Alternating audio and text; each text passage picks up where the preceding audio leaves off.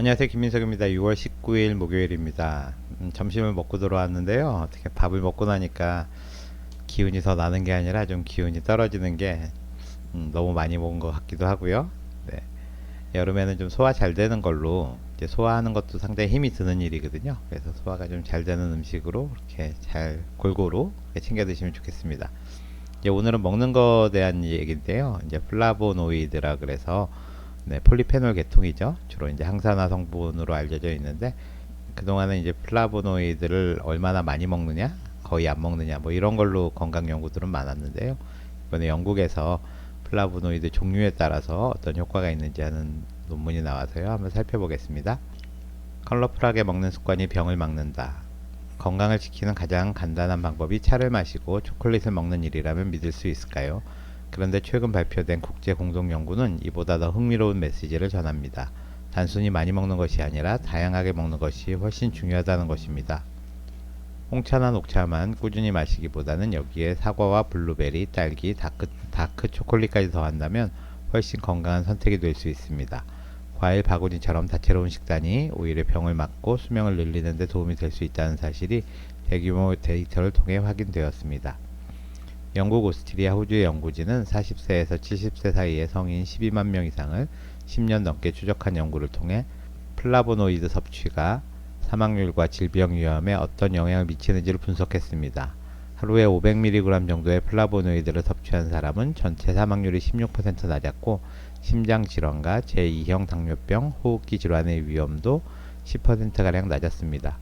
그러나 가장 주목할 점은 같은 양을 섭취하더라도 플라보노이드를 다양한 식품에서 섭취한 경우에 그 효과가 더 크다는 사실입니다. 즉 녹차만 마시는 것보다 녹차, 과일, 채소, 다크 초콜릿을 함께 섭취하는 것이 더 유익하다는 결론입니다. 플라보노이드는 식물에 자연스럽게 존재하는 생리활성 물질로 혈압 조절, 염증 억제, 콜레스테롤 감소 등 여러가지 생리적 효과를 가지고 있습니다. 종류도 수천 가지에 이르며 각각 작용 방식이 다릅니다. 어떤 플라보노이드는 혈관을 확장시키고 어떤 것은 장내 미생물에 작용하거나 인슐린 민감도를 높이는 방식으로 몸에 이롭습니다. 다양한 열쇠가 각각의 자물쇠를 풀듯 다양한 플라보노이드를 섭취할 때 비로소 몸 전체를 건강하게 유지하는 효과가 나타납니다. 이번 연구는 단순히 건강식품 몇 가지를 챙겨 먹자는 수준을 넘어섭니다. 얼마나 먹느냐보다 어떻게 구성하느냐가 더 중요하다는 점을 과학적으로 보여줍니다. 음식은 약이 될 수도 있고 그저 입의 기쁨으로 끝날 수도 있습니다. 오늘의 식탁에 붉은 사과, 보라색 블루베리, 초록빛 차 한 잔을 더하는 것이 건강을 지키는 가장 쉬운 시작이 될 수 있습니다. 다양한 색을 담은 식단이 몸을 지키는 무지개 방패가 되어줄 것입니다. 네, 오늘은 플라보노이드 섭취하고 건강에 대한 그런 논문인데요. 네이처 에이징이라는 잡지에 나왔고요. 영국 연구진들의 논문인데요. 한번 잠깐 살펴보겠습니다. High diversity of dietary flavonoid intake is associated with a lower risk of all-cause mortality and major chronic diseases 이렇게 돼 있죠. 그래서 diversity라는 게 다양성입니다. 다이어터리 플라보노이드 인테이크라는 게 이제 먹는 플라보노이드 섭취죠. 그래서 입으로 플라보노이드 먹는 거를 하이 다이버시티 매우 다양하게 먹는 것이 is associated with가 뭐뭐와 연관되어 있다는 거고요. all cause mortality라는 거는 모든 종류의 사망의 그 위험을 떨어뜨리고 major chronic diseases가 만성 질환이거든요. 그래서 주요 만성 질환, 뭐 고혈압이라든지 당뇨라든지 뭐 심혈관 질환, 뇌졸중 뭐 이런 것들을 메이저 크로닉 디지즈라고 합니다. 모두 12만 4,805명이 이렇게 들어가 있고요. 이 플라보노이드를 얼마나 다양하게 먹느냐에 따라서 제일 적게 먹는 사람부터 제일 많이 먹는 것까지 20%씩 이렇게 자른 거죠. 이게 20, 하위 20%, 여기가 이제 상위 20%고 여기는 20에서 40, 40에서 60, 60에서 80 뭐 이렇게 그렇게 돼 있고요. 그래서 보시면 하루에 그 플라보노이드를 모두 한 792 정도 먹고 9가지 정도를 먹는 게 이게 이제 평균이고요. 이제 하위 20%를 보시면 먹는 양은 1100mg이고 종류는 6.4개. 그 다음에 상위는 491g을 먹고 13.1개를 먹습니다. 그래서 보시면은 그 종류는 6.4, 8.0, 9.4, 11.0, 13.1 이렇게 점점 이제 종류에 따라서 나눈 거니까 종류가 많아질수록 오히려 토탈로 먹는 양은 제일 종류를 적게 먹는 사람이 1100을 먹고요. 그 다음에 976을 먹고 800을 먹고 600을 먹고 500을 먹잖아요. 그래서 그러니까 종류를 다양하게 먹는 사람이 오히려 토탈 양으로는 적게 먹는, 이제 서로 반대 방향으로 작용하는 걸 알 수가 있죠.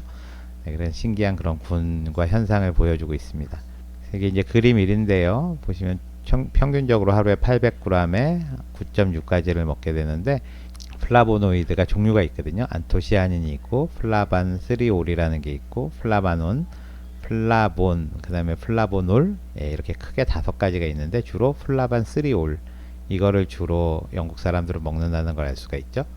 이게 주로 이제 차에 들어있는 것들이거든요. 녹차나 홍차. 그래서 영국 사람들은 대부분의 이 플라보노이드를 이제 차에서 섭취하기 때문에 이런 패턴이 나타나는 거고요. 이게 보시면 플라보노이드를 어떤 음식에서부터 얻느냐인데요. 여기 진하게 보이는 이 T 있죠? 이게 이제 토탈 플라보노이드 중에 대부분이 이 T에서부터 온다. 그걸 알 수가 있고요. 그러니까 안토시아닌은 이제 레드 와인에 많고, 플라보놀이라는 건 T에 많고, 그다음에 플라보논이라는 거는 이제 오렌지 주스나 오렌지 같은 거에 많고요. 플라반 3올이라는 것은 역시 T에 많고, 네, 플라본이라는 거는 뭐 다양한 것들에 많이 있다는 거, 그런 거를 알 수가 있습니다. 이쪽에 있는 것들이 이제 플라보노이드가 많은 그런 음식들이거든요. 잠깐 보시면은 이거는 차고요. 그 다음에 레드 와인이고, 오렌지하고 오렌지 주스고, 베리류, 그 다음에 포도가 있고, 어니언은 이제 양파죠. 그 다음에 샐러리가 있고, 사과, 그레이프프루트가 자몽 주스죠. 그 다음에 그레이프프루트가 있고, 올리브에도 이런 게 많다고 되어 있습니다. 여기 C가 아까 나왔던 그건데요. 토탈로 먹는 양이 많아지면 오히려 그 먹는 종류 가지수는 적어진다. 토탈 인테이크가 많은 사람일수록 가지수는 적어지는, 그런 서로 반대되는 그런 작용을 한다는 걸 알 수가 있고요.